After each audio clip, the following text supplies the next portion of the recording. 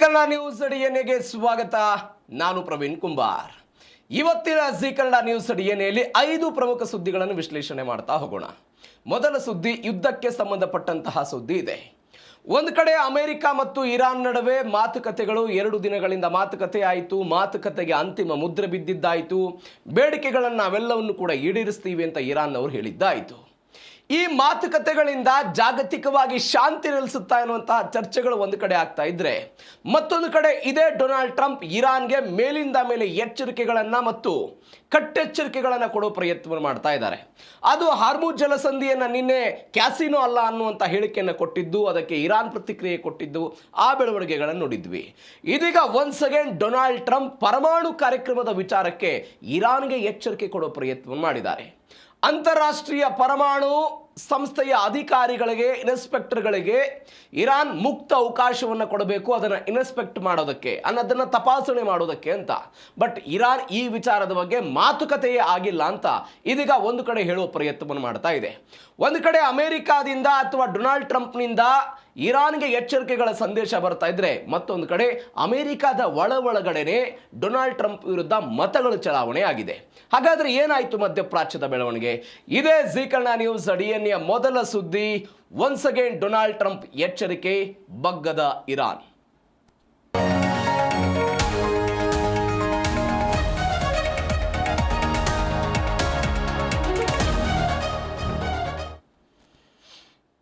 ನಾವು ಮಾತನಾಡ್ತಾ ಇದ್ದೀವಿ ಅಮೆರಿಕ ಮತ್ತು ಇರಾನ್ಗೆ ಸಂಬಂಧಪಟ್ಟದ್ದಂಥ ಸುದ್ದಿ. ಏನಿದು? ಡೊನಾಲ್ಡ್ ಟ್ರಂಪ್ ಒಂದ್ ಕಡೆ ಅಕ್ಷರಶಃ ಇಕ್ಕಟ್ಟಿಗೆ ಸಿಕ್ಕಾಕೊಂಡಿದ್ದಾರೆ. ಹೆಂಗೆ ಇಕ್ಕಟ್ಟಿಗೆ ಸಿಕ್ಕಾಕೊಂಡಿರೋದು? ಒಂದು ಕಡೆ ಇರಾನ್ ಜೊತೆಗೆ ಮಾತುಕತೆ ಫಲಪ್ರದ ಅಂತ ಇದೆ ಡೊನಾಲ್ಡ್ ಟ್ರಂಪ್ ಹೇಳಿದ್ರು, ಸೈನ್ ಹಾಕಿದ್ರು, ಎಲ್ಲವೂ ಕೂಡ ಆಯಿತು. ಒನ್ಸ್ ಅಗೇನ್ ಇದೀಗ ದಾಳಿಯಾಗಬಹುದು ಎನ್ನುವಂಥ ಮುನ್ಸೂಚನೆಗಳು. ಟ್ರಂಪ್ ಮೊದಲೇ ಹೇಳಿಬಿಟ್ಟಿದ್ರು, ನನಗೆ ಮಾತುಕತೆ ಇಷ್ಟ ಆಗದೆ ಹೋದರೆ, ಇರಾನ್ ನನ್ನ ಮಾತನ್ನು ಕೇಳದೆ ಹೋದರೆ, ನನ್ನ ಬೇಡಿಕೆಗಳನ್ನ ಈಡೇರಿಸದೆ ಹೋದರೆ ನಾನು ಯಾವುದೇ ಕಾರಣಕ್ಕೂ ಬಾಂಬ್ ದಾಳಿಯನ್ನು ಮಾಡೋದಕ್ಕೆ ನಾನು ಹಿಂದೇಟು ಹಾಕೋದಿಲ್ಲ ಅಂತ ಮೊದಲೇ ಎಚ್ಚರಿಕೆಯನ್ನು ಡೊನಾಲ್ಡ್ ಟ್ರಂಪ್ ಕೊಟ್ಟಿದ್ರು. ಇದೀಗ ಅವರು ಹೇಳ್ತಿದ್ದಾರೆ, ಮುಂದಿನ 60 ದಿನಗಳಲ್ಲಿ ಅಂತಾರಾಷ್ಟ್ರೀಯ ಪರಮಾಣು ಸಂಸ್ಥೆಯ ಇನ್ಸ್ಪೆಕ್ಟರ್ಗಳಿಂದ, ಅಂದರೆ ಅಧಿಕಾರಿಗಳೇನಿದ್ದಾರೆ, ಆ ಅಧಿಕಾರಿಗಳೆಲ್ಲರೂ ಕೂಡ ಇರಾನ್ನ ನಂಟಾಜ್ ಆಗಿರ್ಬೋದು, ಇಸ್ಫಹಾನ್ ಆಗಿರ್ಬೋದು, ಬೇರೆ ಬೇರೆ ಪರಮಾಣು ಕೇಂದ್ರಗಳೇನಿದೆ ಅಲ್ಲೆಲ್ಲದೂ ಬಂದು ಕೂಡ ಅವರು ತಪಾಸಣೆ ಮಾಡಬೇಕು, ಇಲ್ಲದೇ ಇದ್ರೆ ದಾಳಿ ಅನ್ನುವಂಥ ಎಚ್ಚರಿಕೆ. ಹಾಗಾದ್ರೆ ಏನು ಹೇಳಿದ್ರು? ಡೀಟೇಲ್ಸ್ ನೋಡ್ತಾ ಹೋಗೋಣ. ಪರಮಾಣು ತಪಾಸಣೆಗೆ ಡೊನಾಲ್ಡ್ ಟ್ರಂಪ್ ಇದೀಗ ಡೆಡ್ ಲೈನ್ ಕೊಟ್ಟಿದ್ದಾರೆ. ಏನ್ ಡೆಡ್ ಲೈನು? ಇರಾನ್ ಅಣು ಸ್ಥಾವರಗಳ ತಪಾಸಣೆಗೆ ಅನುಮತಿ ಕೊಡದೇ ಇದ್ರೆ ಶಾಂತಿ ಸಭೆ ರದ್ದಾಗುತ್ತೆ. 60 ದಿನಗಳ ಕಾಲಾವಕಾಶವನ್ನೇನು ಉಭಯ ದೇಶಗಳು ತೆಗೆದುಕೊಂಡಿದ್ದವಲ್ಲ, ಆ 60 ದಿನಗಳಲ್ಲಿ ಎಲ್ಲವೂ ಕೂಡ ಕಾರ್ಯರೂಪಕ್ಕೆ ಬರಬೇಕು ಅಂತ. ಈ ಕಾರ್ಯರೂಪಕ್ಕೆ ಬರಬೇಕಾಗಿದ್ದನ್ನ ಎಲ್ಲವನ್ನು ಕೂಡ ನಾವು ರದ್ದು ಮಾಡ್ತೀವಿ ಅಂತ ಯಾರು ಹೇಳ್ತಾ ಇರೋದು? ಡೊನಾಲ್ಡ್ ಟ್ರಂಪ್ ಹೇಳ್ತಾ ಇದ್ದಾರೆ. ಯಾವ ಕಾರಣಕ್ಕಾಗಿ? ಪರಮಾಣು ತಪಾಸಣೆ ಆಗಬೇಕು. ಪರಮಾಣು ತಪಾಸಣೆಗೆ ಇರಾನ್ ಈಗಾಗಲೇ ತಾತ್ವಿಕ ಒಪ್ಪಿಗೆ ಕೊಟ್ಟಿದೆ ಅಂತ ಡೊನಾಲ್ಡ್ ಟ್ರಂಪ್ ಹೇಳ್ತಾ ಇದ್ದಾರೆ. ನೋಡಿ, JD ವ್ಯಾನ್ಸ್ ಹೇಳಿದ್ರು ಇರಾನ್ ದೀರ್ಘಕಾಲದ ಪರಮಾಣು ತಪಾಸಣೆಗೆ ಒಪ್ಪಿಕೊಂಡಿದೆ ಅಂತ. ಆದರೆ ಇಸ್ಮಾಯಿಲ್ ಬಗಾಯಿ ಹೇಳ್ತಾ ಇದ್ದಾರೆ, ಇರಾನ್ನಿಂದ ಪರಮಾಣು ಸ್ಥಾವರಗಳಲ್ಲಿ ತಪಾಸಣೆ ನಡೆಸೋದಕ್ಕೆ ಯಾವುದೇ ಹೊಸ ಒಪ್ಪಂದದಲ್ಲಿ ಮಾತುಕತೆಗಳಾಗಿಲ್ಲ, ತಪಾಸಣಾ ಅಧಿಕಾರಿಗಳು ಭೇಟಿ ಕೊಡೋದಕ್ಕೆ ನಾವು ಅನುಮತಿ ಕೊಡಲ್ಲ ಅಂತ ಬಗಾಯಿ ಹೇಳಿಕೆಯನ್ನು ಕೊಟ್ಟರು. ಯಾವ ಕಾರಣಕ್ಕಾಗಿ ಈ ಬೆಳವಣಿಗೆಗಳಾಗ್ತಾ ಇದೆ? ನಾವು ಅನೇಕ ಬಾರಿ ಇದ್ರ ಬಗ್ಗೆ ಚರ್ಚೆ ಮಾಡಿದ್ದೀವಿ. ಒಂದು ಒಪ್ಪಂದ ಆಗಿತ್ತು, ಆ ಒಪ್ಪಂದಕ್ಕೆ ಇರಾನ್ ಕೂಡ ಸಹಿ ಹಾಕಿತ್ತು, ಅದನ್ನು ಸಂಸತ್ನಲ್ಲಿ ಅನುಮೋದನೆ ಮಾಡಿರಲಿಲ್ಲ, ಇತ್ಯಾದಿ ಅಂತ. ನೀವು ಜಗತ್ತಿನಲ್ಲಿ ಅಧಿಕೃತವಾಗಿ ಅಥವಾ 1978ರ ಪೂರ್ವದಲ್ಲಿ 5 ದೇಶ, ಅಮೆರಿಕ, ಫ್ರಾನ್ಸ್, ರಷ್ಯಾ, ಚೀನಾ ಮತ್ತು ಬ್ರಿಟನ್, ಇವರೆಲ್ಲರೂ ಕೂಡ ಅಣ್ವಸ್ತ್ರ ಹೊಂದಿದಂಥ ದೇಶ. ಒಂದು ಒಪ್ಪಂದ ಆಯಿತು, NPT ಒಪ್ಪಂದ ಅಂತ. ಏನು ಒಪ್ಪಂದ? ಅಣು ಪ್ರಸರಣ ತಡೆ ಒಪ್ಪಂದ ಅಂತ ಕರೀತಾರೆ ಅದನ್ನೇ. ಇದಕ್ಕೆ ಭಾರತ ಸಹಿ ಹಾಕಲಿಲ್ಲ. ಯಾವ ಕಾರಣಕ್ಕಾಗಿ? ನೀವು ಜಗತ್ತನ್ನ 2 ರೀತಿಯಾಗಿ ಡಿವೈಡ್ ಮಾಡ್ತೀರಿ ಅಂತ. ಒಂದು ಅಣ್ವಸ್ತ್ರಗಳನ್ನು ಹೊಂದಿದಂಥ ದೇಶ, ಮತ್ತೊಂದು ಅಣ್ವಸ್ತ್ರಗಳನ್ನು ಹೊಂದಿಲ್ಲದ ದೇಶ ಅಂತ ಡಿವೈಡ್ ಆಗುತ್ತೆ. ನಾವು ಯಾವ ಕಾರಣಕ್ಕೂ ಸಹಿ ಹಾಕಲ್ಲ ಅಂತ ಭಾರತ ಅದರಲ್ಲಿ ಹಿಂದುಳಿತು. Canada, Germany, Japan, Saudi Arabia ಸೇರಿದಂತೆ, ಇರಾನ್ ಅನ್ನು ಕೂಡ ಸೇರಿದಂತೆ 185 ದೇಶಗಳು ಈ NPT ಒಪ್ಪಂದಕ್ಕೆ ಸಹಿ ಹಾಕಿವೆ. ಇರಾನ್ ಕೂಡ ಸಹಿ ಹಾಕಿದೆ. ಈ ಇರಾನ್ ಸಹಿ ಹಾಕಿದ್ದರ ಆಕ್ಷನ್ ಏನು? ಇರಾನ್ ಸಹಿ ಹಾಕಿದ್ದರ ಒಟ್ಟಾರೆ ಸಾರಾಂಶ ಏನು? ಅಂತಾರಾಷ್ಟ್ರೀಯ ಪರಮಾಣು ಸಂಸ್ಥೆ ಯಾವಾಗ ತಪಾಸಣೆಗೆ ಬರುತ್ತೋ ಎಲ್ಲ ಪರಮಾಣು ಕೇಂದ್ರಗಳನ್ನು ಕೂಡ ತಪಾಸಣೆಗೆ ಒಳಪಡಿಸಬೇಕು ಅಂತ ಈ ಕಾಯ್ದೆ ಸ್ಪಷ್ಟವಾಗಿ ಹೇಳುತ್ತೆ. ಯಾವ ಕಾರಣಕ್ಕಾಗಿ ಅಂತ ಹೇಳಿದ್ರೆ, ಯಾವುದೇ ಕಾರಣಕ್ಕೂ ಅಣುಬಾಂಬನ್ನು ಹೊಂದುವಂತಿಲ್ಲ ಅಂತ. ಈ 180 ದೇಶಗಳು ಸಹಿ ಹಾಕಿರೋ ಉದ್ದೇಶ ಏನು? ಈ 5 ದೇಶಗಳನ್ನು ಹೊರತುಪಡಿಸಿ ನಾವು ಅಣುಬಾಂಬನ್ನು ತಯಾರು ಮಾಡಲ್ಲ, ಅಣು ಕಾರ್ಯಕ್ರಮವನ್ನು ನಾವು ಪ್ರೇರೇಪಣೆ ಮಾಡಲ್ಲ ಅಂತ ಒಟ್ಟಾರೆ ಸಾರಾಂಶದ ಭಾಗ ಆಗಿತ್ತು. ಈ ಕಾರಣಕ್ಕಾಗಿ ಅವತ್ತು ಇರಾನ್ ಅವರು ಸಹಿ ಹಾಕಿದ್ರು. ಇವತ್ತು ಅಮೆರಿಕ ಹೇಳ್ತಾ ಇದೆ ನೀವು ಅದಕ್ಕೆ ಸಹಿ ಹಾಕಿದಿರಿ, ನೀವು ಪರಮಾಣು ತಪಾಸಣೆಗೆ ಒಳಗಾಗಬೇಕು ಅಂತ. ಏನೇನು ಭಾಗ ಆಗಿತ್ತು ಅಂತ ಹೇಳಿದ್ರೆ, ನೀವು ಗಮನಿಸಬೇಕಾದಂತಹ ಸಂಗತಿ ಅಂತ ಹೇಳಿದ್ರೆ, ಇರಾನ್ ಏನೇನು ಮಾಡ್ತು ನಾವು ಅನೇಕ ಬಾರಿ ಇದ್ರ ಬಗ್ಗೆ ಚರ್ಚೆ ಮಾಡಿದ್ದೀವಿ. ಇಷ್ಟು ದಿನಗಳ ಕಾಲ ಪರಮಾಣು ಅಧಿಕಾರಿಗಳು ಬಂದರೆ ಅವ್ರಿಗೆ ವೀಸಾ ನಿರಾಕರಣೆ ಮಾಡಲಾಗ್ತಾ ಇತ್ತು, ಅಲ್ಲಿಯ ಕ್ಯಾಮ್ರಾಗಳನ್ನು ಒಡೆಯುವ ಪ್ರಯತ್ನಗಳಾಗ್ತಾ ಇತ್ತು.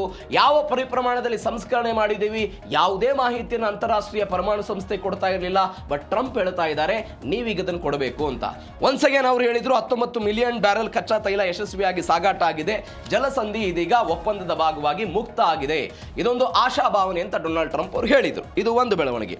ಮತ್ತೊಂದು ಬೆಳವಣಿಗೆ ಏನಾಯಿತು ಇದೇ ವಿಚಾರಕ್ಕೆ ಸಂಬಂಧಪಟ್ಟಂತೆ ಅಂತ ಹೇಳಿದರೆ, ತಪಾಸಣೆಗೆ ಇರಾನ್ ನೋ ಅಂತ ಹೇಳ್ತಾ ಇದೆ. ಜಟಾಪಟಿ ಶುರುವಾಗಿದೆ.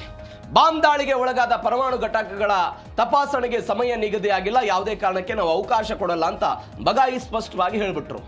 ಮತ್ತೊಂದು ಕಡೆ IAEA ಅಧಿಕಾರಿಗಳ ಭೇಟಿ ಕುರಿತಂತೆ ಅಮೆರಿಕ ಏನು JD ವ್ಯಾನ್ಸ್ ಆಗಿರ್ಬೋದು, ಡೊನಾಲ್ಡ್ ಟ್ರಂಪ್ ಏನು ಹೇಳಿಕೆ ಕೊಟ್ಟರು ಅದರ ತದ್ವಿರುದ್ಧವಾಗಿ ಇವರು ಹೇಳ್ತಾ ಇದ್ದಾರೆ ನಾವು ಅವಕಾಶವನ್ನು ಕೊಡಲ್ಲ ಅಂತ.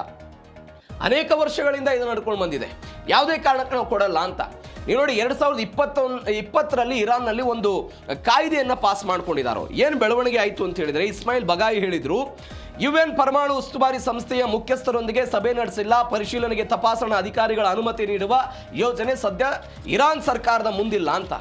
ಯಾಕೆ ಇರಾನ್ ಹಿಂಗೆ ಹೇಳುತ್ತೆ? ಗಮನಿಸಬೇಕಾದ ಸಂಗತಿ ಇದೆ. 2020 ನವೆಂಬರ್ನಲ್ಲಿ ಇರಾನ್ ಪರಮಾಣು ವಿಜ್ಞಾನಿ ಮೊಹಸಿನ್ ಫೆಕ್ರಿಜಾದೆ ಎನ್ನುವಂತಹ ವಿಜ್ಞಾನಿಯ ಹತ್ಯೆ ಆಗುತ್ತೆ. ಈ ವ್ಯಕ್ತಿಯ ಹತ್ಯೆ ಆದ ನಂತರ ಇರಾನ್ ಏನು ಮಾಡುತ್ತೆ, 2020ರಲ್ಲಿ ಒಂದು ಪರಮಾಣು ಕಾನೂನನ್ನು ಜಾರಿಗೆ ತಂಬರ್ತಾರೆ ಅವ್ರ ಸಂಸತ್ತಲ್ಲಿ. ಪರಮಾಣು ಕಾನೂನು ಏನು ಹೇಳುತ್ತೆ ಅಂತ ಹೇಳಿದರೆ, ಫೋರ್ಡ್ ಕೇಂದ್ರದಲ್ಲಿ ಯುರೇನಿಯಂ ಸಂವರ್ಧನೆಯನ್ನ 20% ಪ್ರತಿ ವರ್ಷವೂ ಕೂಡ ಹೆಚ್ಚಳ ಮಾಡಬೇಕು. ಅಮೆರಿಕ ಹೇಳ್ತಾ ಇದೆ ನಿಮ್ದು ಯಾವುದೇ ಕಾರಣಕ್ಕೂ ಯುರೇನಿಯಂ ಸಂಸ್ಕರಣೆ ಹೆಚ್ಚಾಗಬಾರ್ದು ಅಂತ. 2020ರ ಪರಮಾಣು ಕಾನೂನು ಅವ್ರು ಮಾಡ್ಕೊಂಡಿದ್ದವ್ರು ಹೇಳ್ತಿದ್ದಾರೆ ಪ್ರತಿ ವರ್ಷ 20% ಜಾಸ್ತಿ ಆಗಬೇಕು. 120 kg ಸಂವರ್ಧಿತ ಯುರೇನಿಯಂ ಸಂಗ್ರಹ ಮಾಡೋದಕ್ಕೆ ನಾವು ಆದೇಶವನ್ನು ಕೊಡ್ತೀವಿ ಅಂತ ಕಾನೂನನ್ನು ಯಾರು ಮಾಡಿಕೊಂಡ್ರು? ಇರಾನ್ ಅವರು ಮಾಡಿಕೊಂಡ್ರು. ಇದೊಂದು ಪ್ಲಸ್ ಪಾಯಿಂಟ್. ಎರಡನೇ ಬೆಳವಣಿಗೆ ಏನು ಮಾಡಿಕೊಂಡ್ರು ಅವರು, ಇರಾನ್ ಬಳಿ ಇರುವಂತಹ ಹಳೆ ತಂತ್ರಜ್ಞಾನದ ಬದಲಾಗಿ ಹೊಸ ತಂತ್ರಜ್ಞಾನವನ್ನು ಬಳಕೆ ಮಾಡಿಕೊಂಡು ವೇಗವಾಗಿ ಯುರೇನಿಯಂ ಅನ್ನು ಸಂಸ್ಕರಣೆ ಮಾಡಬೇಕು ಅಂತ ಈ ಕಾನೂನಲ್ಲಿ ಹೇಳಾಯಿತು. ಈ ಎರಡಕ್ಕಿಂತಲೂ ಕೂಡ ಒಂದು ದೊಡ್ಡದಾದಂತಹ ಅಡೆತಡೆ ಅಥವಾ ಇದರ ಬಲ ಏನು ಅಂತ ಹೇಳಿದ್ರೆ, ಆ ಕಾನೂನಲ್ಲಿ ಅವರು ಹೇಳ್ತಾರೆ ಅಪಾಯಕಾರಿ ಒಂದು ನಿಯಮವನ್ನು ತಂತು ಇರಾನ್. ಅಂತಾರಾಷ್ಟ್ರೀಯ ಪರಮಾಣು ಶಕ್ತಿಯ ಈ ಅಧಿಕಾರಿಗಳು ಇರಾನ್ನ ಯಾವುದೇ ಸ್ಥಾವರಕ್ಕೆ ಮುನ್ಸೂಚನೆ ಇಲ್ಲದೆ ಭೇಟಿ ಕೊಟ್ಟು ತಪಾಸಣೆ ಮಾಡುವಂತಿಲ್ಲ ಅಂತ. ಯಾರು ಪಾಸ್ ಮಾಡಿಕೊಂಡ್ರು ಕಾನೂನನ್ನ? ಇರಾನ್ನವರು ಪಾಸ್ ಮಾಡಿಕೊಂಡಿದ್ದಂತಹ ಕಾನೂನು ಇದು.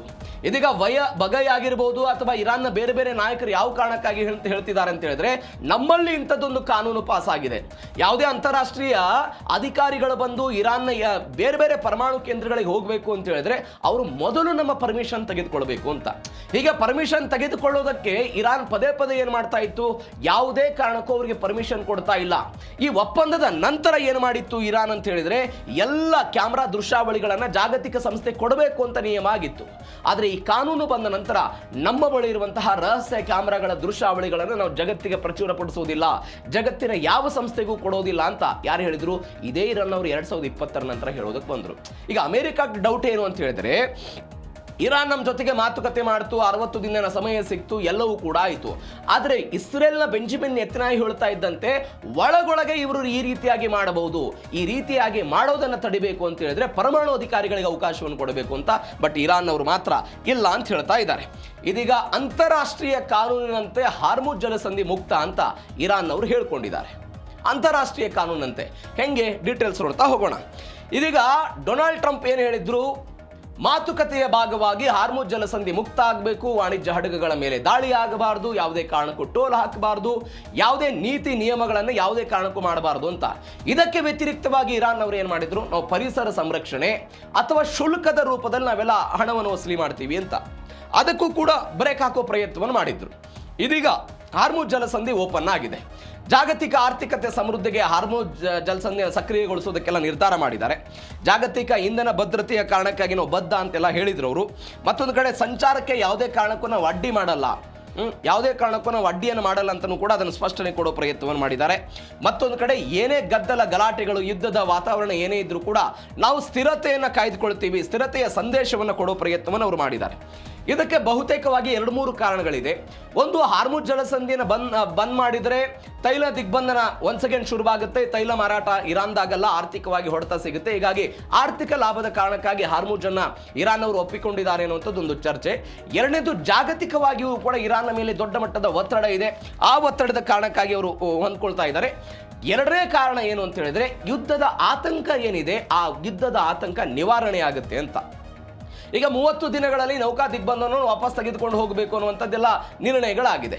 ಈ ನಿರ್ಣಯಗಳ ನಡುವೆ ಒನ್ಸ್ ಅಗೇನ್ ಹಾರ್ಮುಜ್ ಜಲಸಂಧಿಯನ್ನ ಬಂದ್ ಮಾಡೋ ಪ್ರಯತ್ನವನ್ನು ಇವರೇನಾದರೂ ಮಾಡ್ಕೊಂಡ್ಬಿಟ್ರೆ ಒನ್ಸ್ ಅಗೇನ್ ನೌಕಾಪಡೆಯ ಮುಖಾಂತರವೇ ದಾಳಿ ಮಾಡುವಂತಹ ಸಾಧ್ಯತೆ ಇರುತ್ತೆ. ಆ ಕಾರಣಕ್ಕಾಗಿ ಮತ್ತೊಂದು ಕಡೆ ಅಂತಾರಾಷ್ಟ್ರೀಯ ಕಾನೂನು, ನಾವು ನಿನ್ನೆ ಅದರ ಬಗ್ಗೆ ಸುದೀರ್ಘವಾಗಿ ಚರ್ಚೆ ಮಾಡಿದ್ವಿ.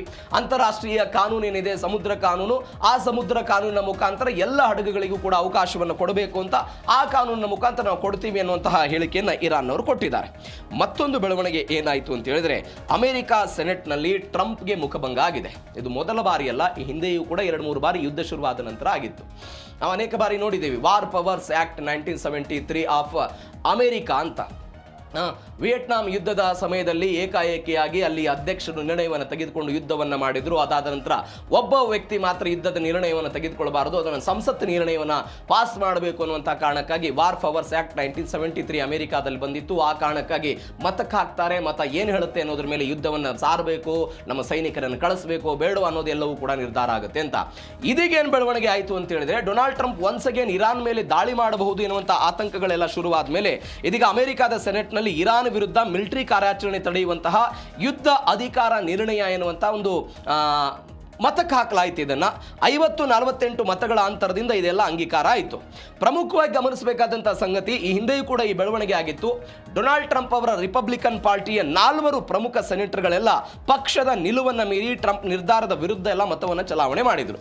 ಅಂದರೆ ಈ ನಿರ್ಣಯದ ಪರವಾಗಿ 50 ಮತಗಳು ಬಿತ್ತು, ಟ್ರಂಪ್ ಅವರ ವಿರುದ್ಧವಾಗಿ ಟ್ರಂಪ್ ಅವರ ಪರವಾಗಿ 48 ಮತಗಳು ಬಿತ್ತು. ಅಂದರೆ ಇರಾನ್ ವಿರುದ್ಧ ಯುದ್ಧ ಮಾಡೋದಕ್ಕೆ 48 ಮತ ಬಂತು. ಯಾವುದೇ ಕಾರಣಕ್ಕೂ ಯುದ್ಧ ಬೇಡ ಅನ್ನುವ ಕಾರಣಕ್ಕಾಗಿ 50 ಮತಗಳು ಬಂತು. ಹಿಂದೆ 4-5 ಮತಗಳಿಂದ ಅವರು ಸೋತಿದ್ರು, ಇದೀಗ ಒನ್ಸ್ ಅಗೇನ್ 2 ಮತಗಳಿಂದ ಎಲ್ಲ ಸೋತಿದ್ದಾರೆ. ಅಂದರೆ ಯಾವ ಕಾರಣಕ್ಕಾಗಿ ಅಂತ ಹೇಳಿದ್ರೆ, ಅಮೆರಿಕಾಗೆ ನಮಗೆಲ್ಲ ಹೊಡೆತ ಬಿದ್ದಿದ್ದನ್ನು ನೋಡಿದ್ವಿ, ದೀರ್ಘಕಾಲದ ಯುದ್ಧ ಆಗಬಾರದು ಅಂತ. ದೀರ್ಘಕಾಲದ ಯುದ್ಧ ಆಗಬಾರದು ಅನ್ನುವ ಕಾರಣಕ್ಕಾಗಿ ಇಂಥದ್ದೊಂದು ನಿರ್ಣಯ ಅದಾದ ನಂತರ ಮತಕ್ಕೆಲ್ಲ ಹಾಕಲಾಯಿತು. ಇದೀಗ ಇದನ್ನು ಶ್ವೇತಭವನ ಅಥವಾ ಡೊನಾಲ್ಡ್ ಟ್ರಂಪ್ ಏನು ಹೇಳ್ತಾ ಇದ್ದಾರೆ, ಈ ಎಲ್ಲ ಸೆನೆಟರ್ಗಳ ನಡೆ ಏನಿದೆ ಇದೆಲ್ಲವೂ ಕೂಡ ಅಸಂವಿಧಾನಿಕ, ಇದು ನನ್ನ ವಿರುದ್ಧ ಒಂದು ಪಿತೂರಿ ಮಾಡ್ತಾ ಇದ್ದಾರೆ ಎನ್ನುವಂತ ಹೇಳಿಕೆಗಳನ್ನು ಡೊನಾಲ್ಡ್ ಟ್ರಂಪ್ ಕೊಡೋ ಪ್ರಯತ್ನವನ್ನು ಮಾಡ್ತಾ ಇದ್ದಾರೆ. ಹಿಂದೆಯೂ ಕೂಡ ಅದೇ ರೀತಿಯಾಗಿ ಮಾತನಾಡಿದ್ರು. ಇದೀಗ ಡೊನಾಲ್ಡ್ ಟ್ರಂಪ್ ವಾಟ್ ನೆಕ್ಸ್ಟ್, ಏನು ಮಾಡಬಹುದು? ತಮ್ಮ ಬಳಿ ಇರುವಂತಹ ವಿಟೋ ಅಧಿಕಾರವನ್ನು ಬಳಕೆ ಮಾಡ್ತಾರೆ. ವಿಟೋ ಅಧಿಕಾರವನ್ನು ಬಳಕೆ ಮಾಡಿಕೊಂಡು ಯುದ್ಧವನ್ನು ಸಾರಬಹುದು ಅಂತ. ಬಹುಶಃ ಆ ಗೋಜಿಗೆ ಡೊನಾಲ್ಡ್ ಟ್ರಂಪ್ ಹೋಗಲ್ಲ ಅಂತ ಮೇಲ್ನೋಟಕ್ಕೆ ಅನಿಸ್ತಾ ಇದೆ. ಬಿಕಾಸ್ ಆ ವ್ಯಕ್ತಿಗೂ ಕೂಡ ತಾನೊಬ್ಬ ಶಾಂತಿ ದೂತನಾಗಿ ಮೆಸೇಜ್ ಅನ್ನು ಕೊಡಬೇಕು ಎನ್ನುವಂತ ಆತಂಕ ಅಥವಾ ಒಂದು ಆಶಯ ಇದ್ದಂತೆ ಕಾಣಿಸ್ತಾ ಇದೆ. ಬಟ್ ವಿಟೋ ಅಧಿಕಾರಕ್ಕೆ ಹೋಗ್ಬೇಕಂದ್ರೆ ಮತ್ತೆ ಅಮೆರಿಕದ ಸುಪ್ರೀಂ ಕೋರ್ಟಿಗೆ ಹೋಗಬೇಕು, ಅಲ್ಲೆಲ್ಲವೂ ಕೂಡ ಮತಗಳಾಗಬೇಕು. ಮತ ಆದ ನಂತರ ಅದು ವಿಟೋ ಅಧಿಕಾರವನ್ನು ತೆಗೆದುಕೊಳ್ಬೇಕು ಬೇಡ ಎನ್ನುವಂಥದ್ದು ಒಂದು ದೊಡ್ಡ ದೀರ್ಘ ಪ್ರೊಸೆಸ್, ಅದು ಒಂದು 5-6 ತಿಂಗಳ ಸಮಯ ಬೇಕಾಗುತ್ತೆ. ಹೀಗಾಗಿ ಆ ಗೋಜಿಗೆ ಹೋಗಲ್ಲ ಅಂತ. ಮತ್ತೊಂದು ಕಡೆ ಡೊನಾಲ್ಡ್ ಟ್ರಂಪ್ ಶಾಂತಿಯ ಗಿಮಿಕ್ ಮಾಡ್ತಿದ್ದಾರೆ ಎನ್ನುವಂಥ ಸುದ್ದಿಗಳು ಬರ್ತಾ ಇದೆ. ಇದ್ರ ಬಗ್ಗೆ ನಾವು ಹಿಂದೆ ಸುದೀರ್ಘವಾಗಿ ನೋಡಿದ್ವಿ. ನವೆಂಬರ್ 2026ರಲ್ಲಿ ಮಧ್ಯಂತರ ಚುನಾವಣೆ ಇದೆ. ನಮ್ಮಲ್ಲಿ ಹೆಂಗೆ ಲೋಕಸಭೆ ಮತ್ತು ರಾಜ್ಯಸಭೆ ಎನ್ನುವಂತಹ ವ್ಯವಸ್ಥೆ ಇದೆ, ಅಮೆರಿಕಾದಲ್ಲಿ ಹೌಸ್ ಆಫ್ ರಿಪ್ರೆಸೆಂಟೇಟಿವ್ ಅಂದರೆ ಕೆಳಮನೆ ಮತ್ತು ಸೆನೆಟ್ ಎನ್ನುವಂಥದ್ದು ಮೇಲ್ಮನೆ. ನಮ್ಮಲ್ಲಿ ಹೆಂಗೆ ಕೆಳಮನೆ ಮತ್ತು ಮೇಲ್ಮನೆ ಇದೆಯೋ ಅಮೆರಿಕಾದಲ್ಲೂ ಕೂಡ ಅದೇ ರೀತಿಯಾಗಿದೆ. US ಪ್ರೆಸಿಡೆಂಟ್ ಅಂದರೆ ಅಮೆರಿಕಾದ ಅಧ್ಯಕ್ಷರ ಅಧಿಕಾರಾವಧಿ 4 ವರ್ಷ ಇರುತ್ತೆ. ಇವರು ಅಧಿಕಾರಕ್ಕೆ ಬಂದು 2 ವರ್ಷಕ್ಕೆ ಒಂದು ಮಧ್ಯಂತರ ಚುನಾವಣೆ ಆಗುತ್ತಲ್ಲೇ, ಅಂದರೆ ನವೆಂಬರ್ಗೆ ಆಗುತ್ತದು. ಹೌಸ್ ಆಫ್ ರಿಪ್ರೆಸೆಂಟೇಟಿವ್ ಇದಕ್ಕೆ ಚುನಾವಣೆ ಇದೆ, 435 ಸ್ಥಾನಗಳು. ಈ 2 ವರ್ಷ ಆದ ನಂತರ ಇವರೆಲ್ಲರಿಗೂ ಕೂಡ ಚುನಾವಣೆ ಎದುರಿಸಬೇಕು. ಮತ್ತೊಂದು ಕಡೆ ಸೆನೆಟ್ನಲ್ಲಿ 100 ಸ್ಥಾನ ಇದೆ. ಈ 100 ಸ್ಥಾನದಲ್ಲಿ 1/3 ಅಭ್ಯರ್ಥಿಗಳಿಗೆ ಅಂದರೆ ಅಲ್ಲಿಯ ಜನಪ್ರತಿನಿಧಿಗಳು ಚುನಾವಣೆಗೆ ಹೋಗಬೇಕಾಗುತ್ತೆ. ಹೀಗಾಗಿ ನವೆಂಬರ್ನಲ್ಲಿ ಚುನಾವಣೆ ಇದೆ. ರಿಪಬ್ಲಿಕನ್ ಪಾರ್ಟಿ ಬಹುಮತವನ್ನು ಪಡೆದುಕೊಂಡ್ರೆ ತನ್ನ ಎಲ್ಲ ಕಾನೂನುಗಳನ್ನು, ವಿಧೇಯಕಗಳನ್ನು, ತಿದ್ದುಪಡಿಗಳನ್ನು ಅನಾಯಾಸವಾಗಿ ತೆಗೆದುಕೊಂಡು ಹೋಗಬಹುದು.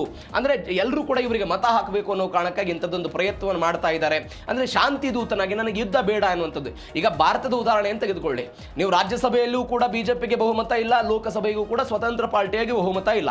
ಈ ಕಾರಣಕ್ಕಾಗಿ ಏನ್ ಮಾಡ್ತಿದ್ದಾರೆ ಅನ್ನುವಂತ ಆರೋಪಗಳು ಬರ್ತಾ ಇದೆ. TMCಯನ್ನು ಹೊಡಿತಿದ್ದಾರೆ, SP-ಯನ್ನು ಹೊಡಿತಿದ್ದಾರೆ, ಅದಾದ ನಂತರ ಶಿವಸೇನೆ ಹೊಡಿತಾ ಇದ್ದಾರೆ, ಅದಾದ ನಂತರ ಆಮ್ ಆದ್ಮಿಯನ್ನು ಹೊಡೆದ್ರು ಎನ್ನುವಂತ ಆರೋಪಗಳು ಹೆಂಗೆ ಬರ್ತಾ ಇದೆ. ಯಾವ ಕಾರಣಕ್ಕಾಗಿ? ಅವರ ಬಳಿ ಇರುವಂತಹ ಮಹಿಳಾ ಮೀಸಲಾತಿ ಇತ್ಯಾದಿ ಇತ್ಯಾದಿ ಬಿಲ್ಗಳನ್ನ ನೇರವಾಗಿ ಪಾಸ್ ಮಾಡ್ಕೊಂಡು ಹೋಗಬೇಕು, ಬಹುಮತದ ಕೊರತೆ ಇದೆ ಅನ್ನುವ ಕಾರಣಕ್ಕಾಗಿ. ಒನ್ಸ್ ಅಗೇನ್ ಇದೀಗ ಡೊನಾಲ್ಡ್ ಟ್ರಂಪ್ ಅಂಥದ್ದೇ ಪ್ರಯತ್ನವನ್ನ ಅಮೆರಿಕಾದಲ್ಲಿ ಮಾಡ್ತಿದ್ದಾರೆ ಅಂತ. ವಿದೇಶಿ ಯುದ್ಧಗಳಿಂದ ದೂರ ಎನ್ನುವಂತಹ ಒಂದು ಭರವಸೆಯನ್ನು ಕೊಡೋ ಪ್ರಯತ್ನ. ಇದಕ್ಕೆ ಬೆಸ್ಟ್ ಎಕ್ಸಾಂಪಲ್ ಅಂತ ಹೇಳಿದ್ರೆ ಮೊನ್ನೆ G7 ಶೃಂಗಸಭೆ. ಈ G7 ಶೃಂಗಸಭೆಯಲ್ಲಿ ಏನಾಯಿತು, ಆ ಶೃಂಗಸಭೆಯಲ್ಲಿ ಆ ನಿರ್ಣಯವನ್ನು ತೆಗೆದುಕೊಂಡು ಸಹಿ ಹಾಕಿದ್ದು, ಅಲ್ಲಿ ಜಾಗತಿಕವಾಗಿ ಶಾಂತಿ ದೂತನಂತೆ ಬಿಂಬಿಸಿಕೊಳ್ಳುವುದಕ್ಕೆ ಪ್ರಯತ್ನವನ್ನು ಪಟ್ಟಿದ್ದು. ಹೀಗಾಗಿ ಈ ಮಧ್ಯಂತರ ಚುನಾವಣೆಯ ಮೇಲೆ ಟ್ರಂಪ್ ಅವರ ಕಣ್ಣಿದೆ. ಈ ಚುನಾವಣೆಯ ಭೀತಿಯ ಕಾರಣಕ್ಕಾಗಿ ಡೊನಾಲ್ಡ್ ಟ್ರಂಪ್ ಇಂಥದ್ದೊಂದು ನಿರ್ಣಯವನ್ನು ತೆಗೆದುಕೊಳ್ತಾ ಇದ್ದಾರೆ. ಆ ಕಾರಣಕ್ಕಾಗಿ ಅವರು ವೀಟೋ ಅಧಿಕಾರಕ್ಕೂ ಮತ್ತೊಂದಕ್ಕೂ ಮುಗಿದೊಂದಕ್ಕೂ ಹೋಗಲ್ಲ ಎನ್ನುವಂತಹ ವಿಶ್ಲೇಷಣೆಗಳಾಗ್ತಿದೆ. ಹೀಗಾಗಿ ಏನಾಗುತ್ತೆ ನೋಡೋಣ.